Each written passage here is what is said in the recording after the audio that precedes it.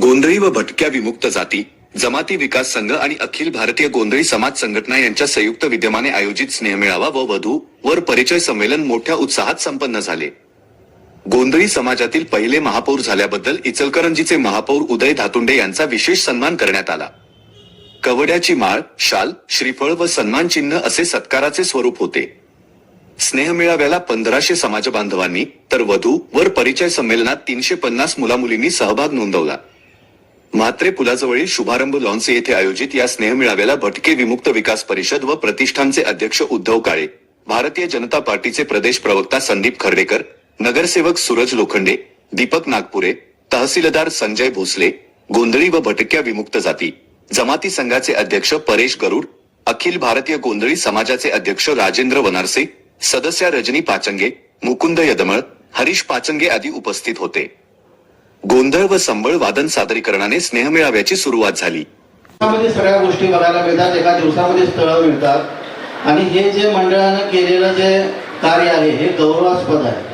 कारण कित्येक जणांचा वेळ इथं वाचला जातो, कित्येक जणांची लग्न जर नंतर होणार असली तर ती लवकर होतात ह्या अशा मंडळांच्यामुळं। असे मेळावे आमच्या इचलकरंजीला बी होतोय, पुण्याला बी होतोय आणि असे मेळावे सर्वत्र झालं पाहिजेत। आणि हे करण्यासाठी काही लोक जी पुढे येतात त्यांना आपण समाजाला धन्यवाद दिलं पाहिजे की त्यांच्यासारख्या लोकांना, म्हणजे याला हे लगेच 2-4 दिवसात होणारी गोष्ट नाही आहे। याला महिने 2 महिन्याचा प्रोग्राम ठेवायला लागतो। आपलं काम वगैरे सगळं सोडून, आपलं काम धंदा सोडून ह्या गोष्टी कराव्या लागतात, सगळ्यांना फोन कराव्या लागतात। मला तर कमीत कमी 20-25 फोन आले असतील की साहेब तुम्ही यायला पाहिजे म्हणून। तर असं करत असताना ज्यांनी हे नियोजन आणि संयोजन केलंय त्यांचं मी प्रथमतः आभारी आहे। तमाम म्हणजे आपल्या गोंधळी समाजातर्फे मी त्यांचा सगळ्यांचा आभारी आहे।